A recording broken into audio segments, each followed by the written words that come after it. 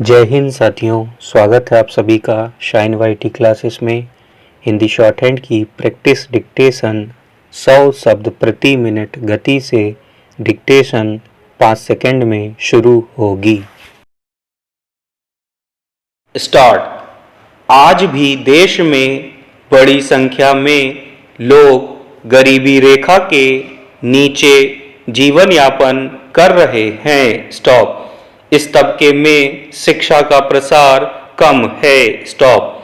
बड़ी संख्या में लोग निरक्षर हैं। स्टॉप। ऐसी स्थिति में बड़े बड़े विज्ञापन और परिचर्चाएं किस हद तक प्रभावी होंगी, कॉमा, यह विचारणीय प्रश्न है। स्टॉप। इस तबके को गर्भ निरोध के साधन उपलब्ध कराना तथा इनका सही ढंग से इस्तेमाल करना सिखाना भी एक बड़ी चुनौती है। स्टॉप। जब तक हम इस चुनौती को स्वीकार नहीं करेंगे तब तक जनसंख्या वृद्धि को नियंत्रित करना एक दीवा स्वप्न ही बना रहेगा। स्टॉप। इस सच्चाई से इनकार नहीं किया जा सकता कि आज जनसंख्या नियंत्रण के अधिकांश कार्य कागजों पर ही चल रहे हैं। स्टॉप।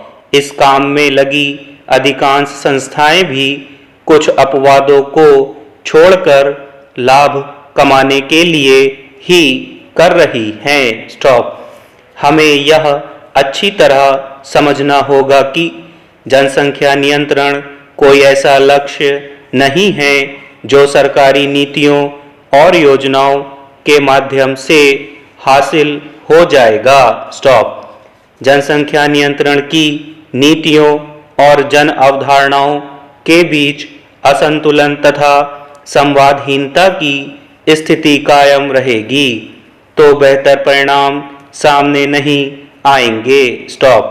यह दुर्भाग्यपूर्ण है कि पिछले 50 वर्षों में सरकार तथा विभिन्न सामाजिक संगठन जनता के साथ ऐसा संवाद स्थापित करने में नाकाम रहे हैं। स्टॉप। जब तक इस समस्या की गंभीरता आम जनता नहीं समझेगी तब तक इस संबंध में किसी सार्थक परिणाम की उम्मीद बेमानी है। स्टॉप। जाहिर है जनसांख्यिकी लाभांश की आड़ लेकर हम जनसंख्या वृद्धि से आंखें नहीं मूंद सकते। स्टॉप। हमें कुछ ऐसी नीतियां बनानी होंगी। स्टॉप। शिक्षा और आर्थिक विकास तक सीमित पहुंच के चलते समाज के बड़े हिस्से में बच्चों की कमाई का जरिया माना जाता रहा है। स्टॉप।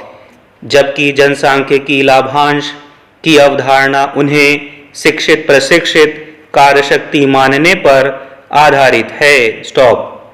ऐसे में बड़ी जरूरत बच्चों को लेकर लोगों की सोच बदलने, फिर उनके बीच गर्भ निरोधकों का व्यापक पैमाने पर मुफ्त वितरण करने और कोई जटिलता आने पर उसका तत्काल समाधान निकालने के लिए व्यापक नेटवर्क विकसित करने की है। स्टॉप।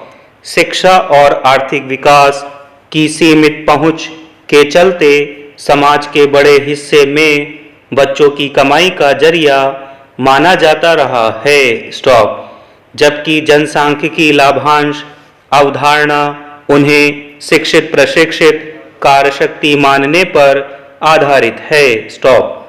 सरकारी नीतियों का आलम यह है कि इस दौर में भी प्रलोभन देकर नसबंदी कराई जा रही है। स्टॉप। इस कार्य के लिए किसी प्रकार का प्रलोभन नहीं दिया जाना चाहिए। स्टॉप। प्रलोभन के आधार पर इस समस्या को जड़ से समाप्त नहीं किया जा सकेगा, कॉमा, बल्कि ऐसी स्थिति में भ्रष्टाचार को ही बढ़ावा मिलेगा।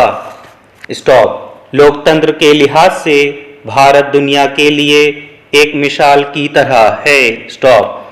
बड़ी आबादी के साथ अपने देश में क्षेत्रीय आकांक्षाएं भी हैं। स्टॉप। राज्यों में सक्रिय राजनीतिक दल इन्हीं आकांक्षाओं के आधार पर अपनी सियासत करते हैं। स्टॉप।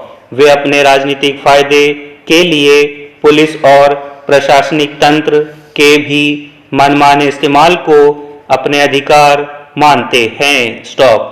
संविधान में जो व्यवस्थाएं की गई हैं वे पुलिस अथवा प्रशासनिक अधिकारियों को अहम जिम्मेदारी देती है। स्टॉप। इस वर्ष जून में एक नई कपड़ा नीति की घोषणा की गई थी। स्टॉप। इसका उद्देश्य लोगों के लिए सस्ते कपड़े का उत्पादन करना है। स्टॉप। इस नीति का उतना ही महत्वपूर्ण उद्देश्य हथकरघा बुनकरों के हितों की रक्षा करना है। स्टॉप।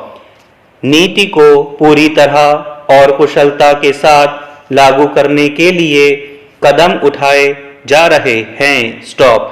सरकार ने औद्योगिक सुरक्षा और खतरनाक पदार्थों के प्रबंध से संबंधित मामलों की जांच पूरी कर ली है और संसद के इस अधिवेशन में इस पर विधेयक लाया जाएगा। स्टॉप। सांस्कृतिक समरसता की भावना को बढ़ावा देने के लिए सरकार 7 क्षेत्रीय सांस्कृतिक केंद्र स्थापित करेगी, जिनमें से अभी तक 3 स्थापित किए जा चुके हैं। स्टॉप। ये केंद्र प्रादेशिक और क्षेत्रीय सीमाओं से ऊपर उठकर हमारे विधिवत समुदाय, सांस्कृतिक परंपराओं और उनमें निहित एकता को प्रस्तुत करेंगे। स्टॉप। ये हमारी संस्कृति के श्रेष्ठ गुणों को जनसाधारण तक पहुंचाएंगे और उनके जीवन और संघर्षों के साथ उनका समन्वय स्थापित करेंगे। स्टॉप। उपनिवेशिक काल में जनता और भारतीय संस्कृति को जीवित परंपराओं के बीच खड़ी की गई दीवार को तोड़ना होगा। स्टॉप। साथ ही इन केंद्रों का उद्देश्य लोक कला को नई शक्ति प्रदान करना होगा, जिसने हमारे देश की संस्कृति जीवन में समृद्ध बनाया है। स्टॉप। पैरा।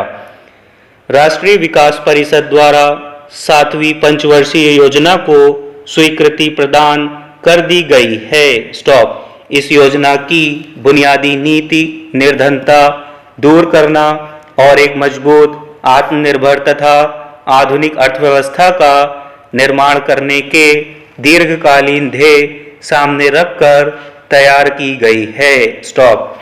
उसमें निर्धनता दूर करने के कार्यक्रमों के विस्तार पर अधिक ध्यान दिया गया है और इस बात का भी ध्यान रखा गया है कि राष्ट्रीय अर्थव्यवस्था की विकास क्षमता को बढ़ाने के लिए मूल क्षेत्रों में काफ़ी मात्रा में पूंजी लगाई जाए। स्टॉप। योजना को पूरा करने के लिए यह आवश्यक है कि हम पक्के इरादे से और पूरी तरह वचनबद्ध होकर पूंजी निवेश के लिए काफ़ी मात्रा में साधन जुटाएं। स्टॉप।